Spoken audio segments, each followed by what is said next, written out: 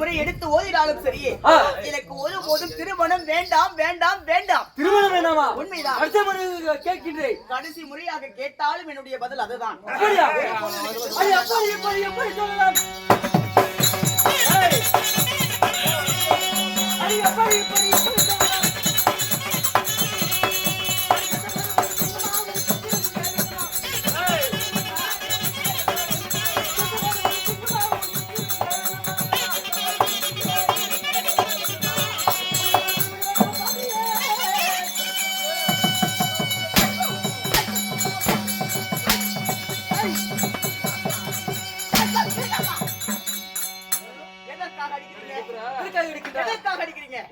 இன்னொரு அடி மேல கை வெட்டிங்க நடக்கிறதே வேற ஜாக்கிரதை. இவ்வளவு நாட்களாக பெற்ற தாயாரும் தந்தையாரும் ஒரு வார்த்தை கூறிவிட்டார். எதிர் பேச்சு பேசாமல் வடிக்கு நின்று கொண்டிருந்தாயே, இன்று பெற்ற தந்தையார் என்று கூட பாராமல் வடிக்கு நான் சொல்லக்கூடிய ஒவ்வொரு வார்த்தைகளுக்குமே எதிர் சொல் பேசிக் கொண்டிருக்கின்றாய். அவ்வளவு துணிச்சல் வந்து விட்டதா உனக்கு? அப்பா, எனக்கு திருமணம் நடந்து முடிந்து விட்டது.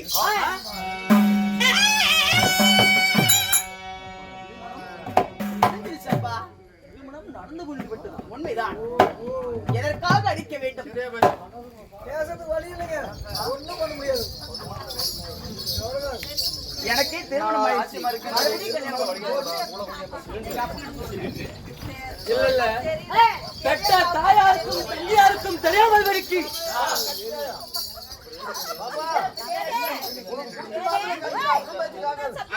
அப்படின்னு அப்பா சொல்லுங்க. அங்க கேளுங்க. என்ன தெரியலனால என்ன சொல்றாங்க? முடிச்சு மாப்பிள்ளை கல்யாணம் பண்றதுக்கு குழந்தை குட்டி பெற்று 16 வருஷம் வளர்த்து நல்லது கெட்டதெல்லாம் பார்த்து எதுக்கு நம்ம குழந்தை பேசுறோம்? இப்பெல்லாம் ஓடலப்பா. ஓடலையா? எப்படி ஓட வைக்கிறேன்னு என்ன எனக்கு தெரியாம திருமணமா? ஆமா. உனக்கு எப்படி திருமணம் நடந்தது? எங்க திருமணம் நடந்தது? யாருடன் திருமணம் நடந்தது? கேளுங்க. எப்படி தெரியுமா திருமணம் நடந்தது? ஒரு நாள் ஒரு தினமன்றி பாடசாலை சென்று வீடு திரும்பும் பொழுது அருகிலே ஒரு குளக்கரை. கண்ணே சவுண்ட் ஏகா ஒரு கடிக்கிறா முடியும். சாலையிலிருந்து வீடு வரும் பொழுது சரி அருகிலே ஒரு குளக்கரை. அந்த குளக்கரையில ஒரு மீன் ஆகப்பட்ட துள்ளி கொண்டு விளையாடி கொண்டிருந்தது. சரி அது துள்ளி கொண்டு விளையாடி கொண்டிருக்கும் பொழுது நான் என்ன செய்தேன் தெரியுமா? அருகிலே சென்று எவ்வளவு ஒரு அழகாக துள்ளி கொண்டு விளையாடி கொண்டிருக்கிறது பாரு என்று சொல்லி நான் கையை நீட்டிக்கொண்டு பேசிக் கொண்டிருந்தேன். அப்பொழுது என் கையிலே இருக்க கொண்டிருந்த மோதிரமாகப்பட்ட அந்த குளத்திலே விழுந்து விட்டது. உண்மைதான். சரி. ஐயோ, குளத்திலே விழுந்து விட்டது. என்ன செய்தேன்? இந்த மோதிரமான் குளத்திலே விழுந்து விட்டது அல்லவா? வீட்டுக்கு போனா தந்தையாரும் படிப்பார் தாயாரும் படிப்பார் என்று சொல்லி அந்த கரையிலே நின்று கொண்டு அழுது கொண்டிருந்தேன். அப்படி அழுது கொண்டிருக்கும் வேளையிலே அத்தை மகனாகப்பட்ட யாரு அழகு சுபத்திரையாகப்பட்ட மகனாகப்பட்ட அபிமன்யு, என் தங்கை மகனா? அபிமன்யு மாமா ஆகப்பட்டவர் சரி அந்த வழியாக வந்தார். எதற்காக அழுகிறாய் அப்படி என்று கேட்கும் பொழுது என் கையிலே எடுத்துக் கொண்டிருந்த மோதிரமாகப்பட்டது குளத்திலே விழுந்து விட்டது அப்படி என்று சொல்லும் பொழுது அந்த மோதிரத்தை எடுத்துக் கொடுக்க வேண்டும் அப்படி என்று சொல்லி நான் அழுது கொண்டிருக்கும் வேளையிலே அப்படி அந்த மோதிரத்தை எடுத்து கொடுத்தால் நீ என்ன கொடுப்பாய் அப்படி என்று என் மாமனாகப்பட்ட அபிமன்யு மாமா கேட்டார். சரி. இந்த குளத்திலே இருக்கக்கூடிய மோதிரத்தை எடுத்து கொடுத்தால் என்ன கொடுப்பாய் என்று கேட்டார் அல்லவா? சரி. அப்பொழுது நான் என்ன சொல்றேன் தெரியுமா? இந்த குளத்திலே இருக்கக்கூடிய மோதிரத்தை எடுத்து கொடுத்தால் நான் என்னையே தருகிறேன் என்று சொல்லிவிட்டேன்.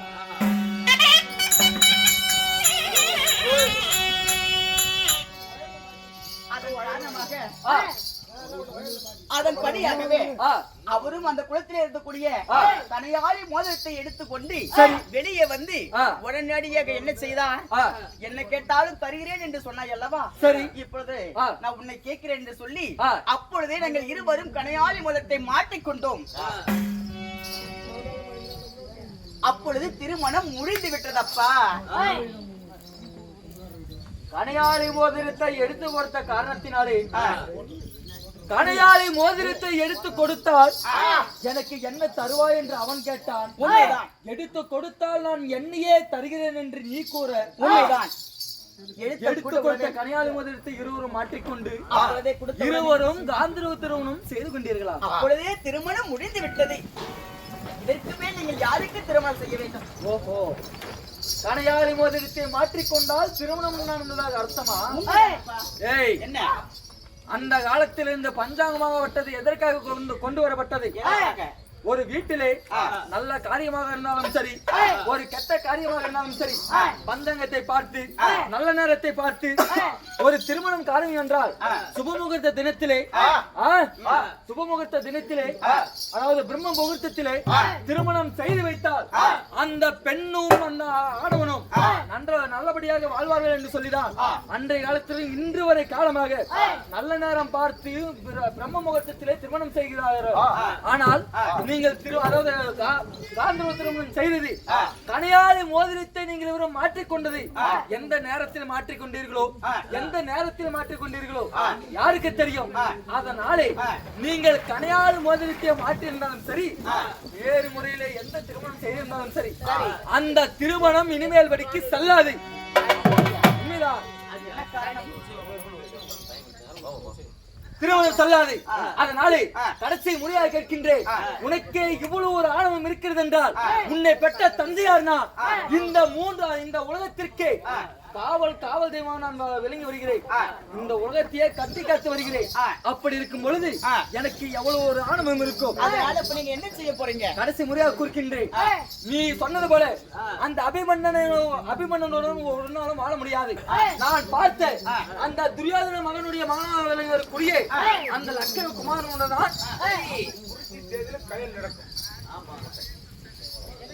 போகல. என்னப்பா என் ஆசைப்படி நான் தேதி குறித்தபடி வருகின்ற வெள்ளிக்கிழமை என்று அந்த லக்கணகுமாரனுக்கும் என்னுடைய மகளாகப்பட்ட உனக்கும் திருமணம் நடக்கும். இது சத்தியம் சத்தியம் சத்தியம். அப்பா இருக்குங்க, எத்தனை முறை எடுத்தாலும் ஒருபோதும் திருமணம் நடக்காது நடக்காது. அப்படி சொல்லுமா? ஒண்ணு கத்தறிங்க சொன்னா கருத்து எப்படி கல்யாணம் நடக்க வைக்கிறது மட்டும் பாரு. என்னப்பா உன்னை இப்படியே விட்டு விட்டால், உன்னை நான் இப்படியே விட்டு விட்டால், நான் அதாவது சங்கீதோடு இல்லாத நேரத்தில் நீ ஓடி போனாலும் ஓடி போயிருவ. என்னது? நீ ஓடி போனாலும் ஓடி போயிருவ. அப்பா அதுக்கு நான் உங்களுக்கு ஒரு கதை சொல்லட்டுமா? அதுக்கு உங்களுக்கு நான் கதை சொல்லட்டுமா? பெத்தவனுக்கு நீ கதை சொல்றியா? ஆமாப்பா. எப்படி சொல்லு? அப்பா ஒரு குளத்திலே ஒரு மாமிச துண்டும் ஒரு ஓனாயும் பரிந்தும் இருந்ததா. சரி. அப்பொழுது அந்த பரிந்தாகப்பட்டது என்ன செய்ய தெரியுமா? வேகமாக நடந்து கொண்டிருந்தது. அந்த மாமிச துண்டை தூக்கி கொண்டு வேகமாக வெகு தூரமாக சென்று கொடுக்கும் பொழுது அருகிலே குளத்துல ஒரு மீனாகப்பட்டது துள்ளி கொண்டு விளையாடி கொண்டிருந்தது. அப்படி துள்ளி கொண்டு விளையாடி இருக்கும் பொழுது என்ன ஒரு அழகாக இருக்கின்றது. மாமிச துண்டை நாளை என்று நாளும் தின்று கொள்ளலாம், இந்த மீனை செய்ய முடியாது அப்படின்னு சொல்லி அந்த மாமிச துண்டை கரை மீது வைத்துக் கொண்டு அந்த மீனை பிடிக்கலாம் என்று சொன்னது.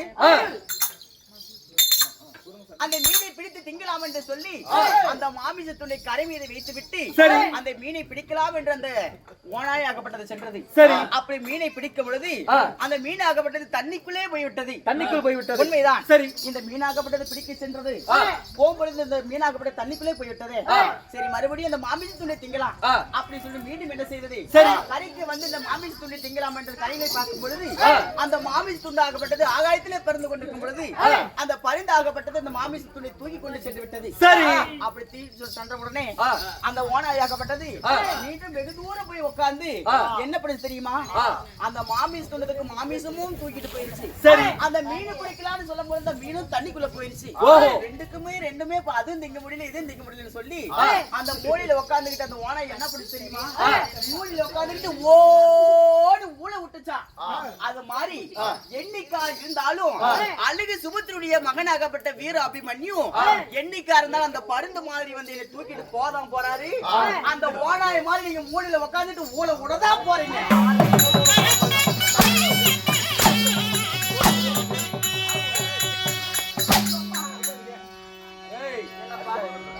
இந்த எம்மன் மாயக்கண்ணனை பற்றி சாமி அம்மா அடிக்காதீங்க பாவம்.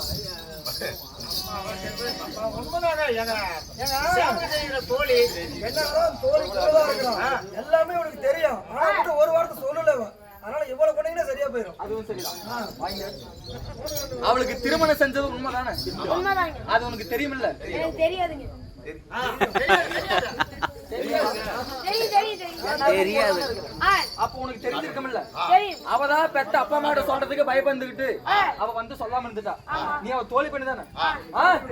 நீ என்கிட்ட வந்து சாமி அம்மாவுக்கு இந்த மாதிரி திருமணம் நடந்துருச்சுன்னு நீ என்கிட்ட ஒரு வாரம் சொல்லி இருக்கணுமா சொல்லக்கூடாது? சொல்லி இருக்கணுங்க. சொல்லி இருக்கணுமா? எங்க மறந்துட்டேங்க. சோறு திங்க மறந்தியா? சோறு திங்க மறந்தியா? தூங்க மறந்தியா? இதெல்லாம் மறக்காது.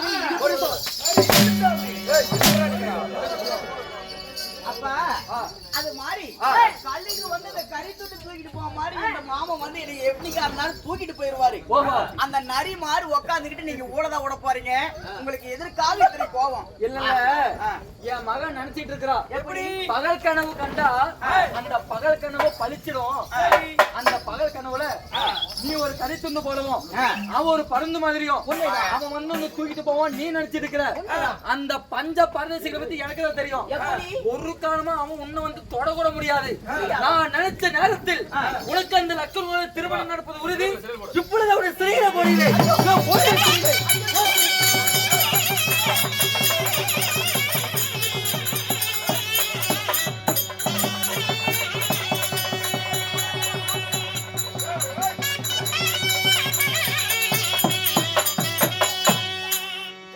ஐயோ என்ன ஒரு ஆச்சரியமாக இருக்கிறது. எனக்கு திருமணம் நிச்சயிக்கப்பட்டது சொல்லி என் தந்தையார் இருக்கப்பட்ட ஒரு சிறையிலே போட்டு விட்டாரு. ஐயோ இந்த அபிமன்யு மாமாவுக்கு நான் இப்பொழுது நிகழ்ந்து மனப்ப வேண்டுமே. எங்கடி போயிட்டு அம்மா தோழி வருங்களா? அம்மா இப்பொழுது என்ன செய்ய வேண்டும் என்றா வரும் சுக்கிரவாரம் திங்கட்கிழமை அன்று பிரம்ம முகூர்த்தத்திலே எனக்கும் லக்னகுமாரனுக்கும் கல்யாணம் என்று சொல்லி லிகிதம் அனுப்ப வேண்டும் என் மன்னனாகப்பட்ட அபிமன்யு மாமாவுக்கு. அதனால இந்த அன்புள்ள காதலி அழகு கமல சுந்தரி எழுதும் கடிதம் என்னவென்றால் சுக்கிரவாரம் கல்யாணம் நடப்பதற்கு முன்பதாக என்னை வந்து திருமணம் செய்தால் நான் நிஜமாக நான் உங்க கூட வருவேன். அப்படி திருமணம் செய்யாவிட்டால் இந்த அரண்மனையிலே நான் மாண்டு விடுவேன் என்று இந்த லிகிதத்தை எழுதி சீக்கிரமாக என் மாமாவுக்கு அனுப்ப வேண்டும். லிகிதம் எடுத்துட்டு வர சீக்கிரம்.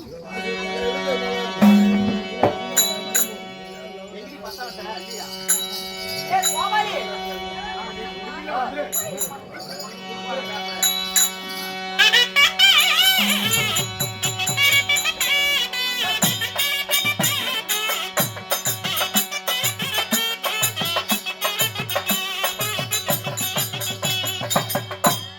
இந்த அன்புள்ள காதலி எழுதிய லிகிதம் இதுதான். அதை சீக்கிரமாக வந்து என்னை சரி எடுக்குமாறு அன்புள்ள கமல சுந்தரி எழுதும் கடிதம் என்று சொல்லி நான் லிகிதத்துல கையெழுத்து போட்டு கொடுத்துட்டு சீக்கிரமா போய் எங்க இருந்தாலும் சரி என் அபிமன்யு மாமாட்ட கொடுத்து எப்படியாவது என்னை கூட்டிட்டு போய் சொல்லிடுறியா? சீக்கிரமா கொடுத்துட்டு வாடி.